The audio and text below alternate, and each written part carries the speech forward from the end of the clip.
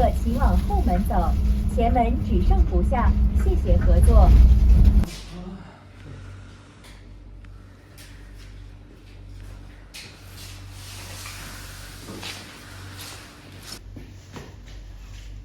对，你看都看不到人了。哎，可以，可以，有你就往外。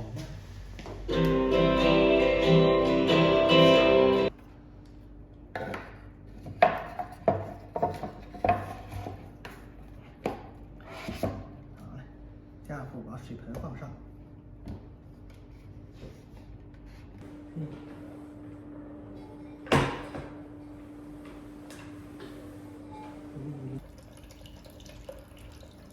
挑的好方便。有位置吗？可放的位置吗？这才放进去。行啊，可以啊。可以吧？哦，有感觉呀。呀。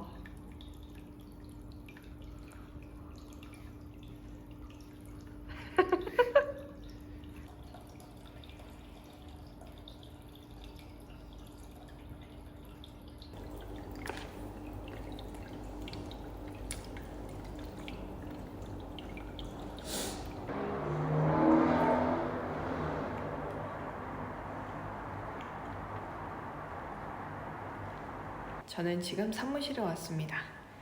제 팀원은 지금 앞에 간판 제작하는데 가서 그 시안 보러 갔어요. 저는 지금 사무실에서 수업 자료를 만들고 있고요. 따다단 전자칠판이 도착했습니다. 얼마나 큰지 제가 두 팔을 벌려서 이렇게 해도 이만큼이 남아요. 얼마나 큰지 짐작이 되시나요? 제 이거 이제 포장 딱 뜯고 설치하는 거 보면서 감회가 너무 새로웠습니다. 한 3년 전쯤에 한창 코로나 시기가 엄중한 그때 그 한국에 있는 D 교육회사하고 토픽 강의를 촬영하는 걸 얘기한 적이 있어요. 그래서 단가나 뭐 이런 것까지 다 얘기를 해서 이제 제가 시간 영상이나 다 보내고 합격이 되고 단가 얘기를 하던 그런 단계였는데 거기 사장님이 이제 갑자기 안 한다고 해가지고 엎어졌었거든요. 그때 마음이 참 상하더라고요. 근데 이런 일은 굉장히 많아요. 강사들은 여러 가지 강의 요청이 되게 자주 들어오고 근데 또 자주 엎어지기도 하고 그래요. 그래서 끝까지 입금될 때까지는 모르는 거다. 그 부분은 조금 마음을 놓고 있는데 그래도 한 번씩 그런 일이 생기면 맥이 빠져요. 근데 어쨌든 그런데 고용될 것을 기다리지 않고 그냥 저는 제가 찍기로 제가 전자칠판도 어떤 걸 하고 싶은지도 혼자 구상을 하고 어떤 내용으로 수업을 하고 싶은지도 구상을 하고 수업 자료도 내가 만들고 강의도 내가 찍고 편집도 제가 할 겁니다. 그래서 이제 학생들한테 판매를 시작할 건데요. 마음이 좀 이상해요. 맨날 남한테 고용이 되어서 찍다가 마음이 좀 이상합니다.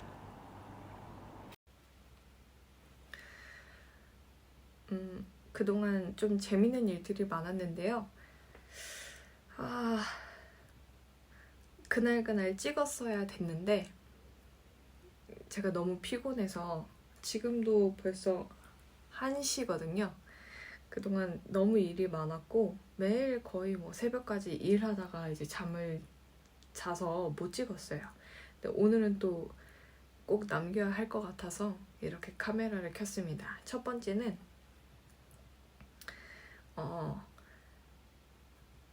이렇게까지 엄중하게 한 적은 없었는데 중국에서 올해부터 법이 바뀌어서 여행으로 들어오든 아니면 장기 체류로 들어오든지 간에 중국에 입국하고 나서 24시간 안에 숙소 관할 파출소에 가서 거주 신고를 해야 하게 법이 바뀌었대요. 그걸 몰랐는데 이제 일주일이 지난 뒤에야 그걸 알게 돼서 부랴부랴 관할 파출소에 가서 거주 신고를 하고 왔습니다. 근데 이때 조금 복잡한 게 제가 머물고 있는 숙소의 주인과 함께 가서 이제 이 주인이 제가 머물고 있는 숙소의 주인이라는 그 계약서, 방 계약서를 증명을 해야 하고, 그리고 제 그 여권하고 비자 가지고 가서 신고를 해야 돼요. 근데 경찰이 그 서류를 받아서 서류 처리를 하는데 1시간이 넘게 걸렸어요. 근데 제가 가서 1시간 정도 되니까 너무 배가 고픈 거예요. 점심때 거의 다 돼서 갔거든요. 그래서 어떻게 할까 고민을 하다가 언제까지 기다려야 될지 모르니까 경찰한테 메시지를 보냈어요. 문자를 보냈어요. 친애하는 경찰관님, 안녕하세요. 저는 외국인 누구입니다. 제가 너무 배가 고픈데 밥 좀 먹고 와서 다시 기다려도 될까요? 이렇게 보냈어요. 그러고 나서 경찰이 괜찮다고 올 때 전화하라고 해서 밥을 다 먹고 와서 전화하고 그리고 거주 증명을 받아서 집에 돌아왔습니다. 그런데 이제 저는 여전히 중국어를 배우는 중이에요. 중국어 능력 시험 그 성적이 6급이 있지만 또 실제 이 현지에 들어와서 쓰는 중국어하고는 갭이 있습니다. 그래서 여기에서 또 생활에서 이 상황마다의 가장 적합한 중국어가 무엇인지를 배워가는 중에 있고요. 여전히. 그래서 이게 제가 경찰관한테 보낸 게 괜찮은 건지 팀원들한테 보여줬다가 팀원들이 너무 크게 웃는 거예요. 그래서 왜 그러냐고 했더니 누가 경찰관한테 친나이더 징차라고 쓰냐고. 제가 이제 그 좀 경찰한테 친밀하게 해야 좀 잘 해줄 수 있을 것 같아서 친나이더 징차 이렇게 보냈거든요. 근데 그거는 이제 사랑하는 경찰관님 혹은 경찰 자기야, 경찰 여보야 이렇게 된대요. 한국어로 번역을 하면. 그래서 박장대소를 하더라고요. 그래서 비웃음을 한번 당한 사건이 있었고요. 그래서 제가 앞으로는 절대 친나이더 누구를 쓰지 않기로 결심을 했습니다. 그리고 두 번째는 제가 대학교 면접을 가서 약간의 굴욕을 당하고 왔잖아요. 9시가 면접인데 12시 35분에 면접을 봤죠. 그리고 면접을 볼 때의 총장의 태도도 굉장히 예의가 없었고 제가 너무 화를 내면서 집에 와서 동영상을 찍은 기억이 있는데 결과가 나왔습니다. 오늘 아침에 이제 연락이 왔는데 뭐라고 하냐면 윤 선생이 제시한 8,000원을 총장이 허락했습니다. 그런데 행정 부분에 대한 일을 좀 해줬으면 좋겠고 한국어 능력 시험에 관한 일과 한국어 센터에 대한 일을 해줬으면 좋겠습니다. 이 부분에 대해서 괜찮으시면 답을 주십시오. 이러고 왔어요. 제가 제시한 조건은 뭐였냐면 일주일에 20시간 강의를 하면서 8,000원이었어요.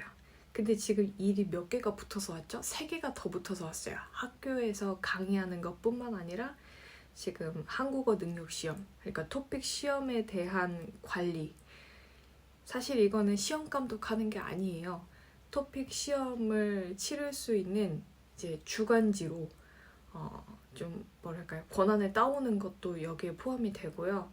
그리고 토픽 시험장을 관리하고 그걸 감독할 선생님들을 모집하는 것도 해당이 되고요. 일이 굉장히 많습니다. 그리고 당연히 한국에 보고도 해야겠죠. 그리고 한국어 학원, 한국어 센터라는 것은 한국어 학원이란 뜻이에요. 이거는 무슨 뜻이냐면 학교 안에서 한국어과가 있는 것과 별개로 한국어 센터, 한국어 학원을 다시 하나 또 열겠다는 뜻이에요. 그럼 뭐냐면 학원을 하나 연다는 건 저더러 이거 교재도 만들고 학생들을 모집하는 것도 이제 너가 좀 해보고 여기 안에 수업 커리큘럼 짜는 것도 너가 하고 강의도 하라는 뜻이에요. 그럼 벌써 일이 몇 개죠? 엄청 많죠? 그런데 8,000원을 주겠다고요? 이러면 아주 또 곤란한 거예요. 이제 저 한 명을 뽑아서 대학교에서도 돈을 벌고 학원도 하나 만들어서 학원에서도 돈을 벌겠다는 거죠.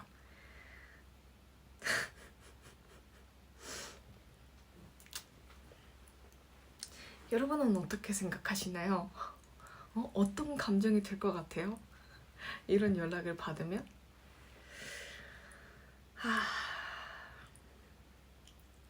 저는 여기 오기 전에 그 홍콩의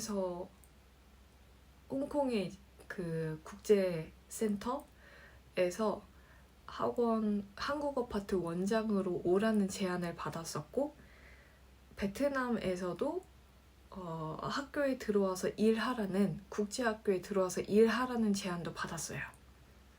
근데 거절했어요. 왜냐면 제 회사를 열기로 했으니까요. 근데 회사도 학원을 하나 열 생각이었으면 회사 안 만들었겠죠. 근데 세계의 한국어 센터를 열겠다라고 생각했으니까 연 거거든요. 근데 겨우 이 지역에서 학원 하나 열라고 나한테 8,000원을 주고서 저를 너무 작은 사람으로 봤어요. 야망 있는 사람인데, 그쵸? 학원은 이미 벌써 열었습니다. 뭐 학원을 열라고 8,000원을 주고서 지금. 어쨌든 그렇습니다. 답변은 정중하게 보냈습니다. 제가 그 한국에 돌아가서 더 성장을 하도록 하겠습니다. 이렇게 보냈어요. 다른 얘기 하지 않았어요. 그렇지만 여러분한테 얘기하는 겁니다. 속마음은 또 화가 났다. 참.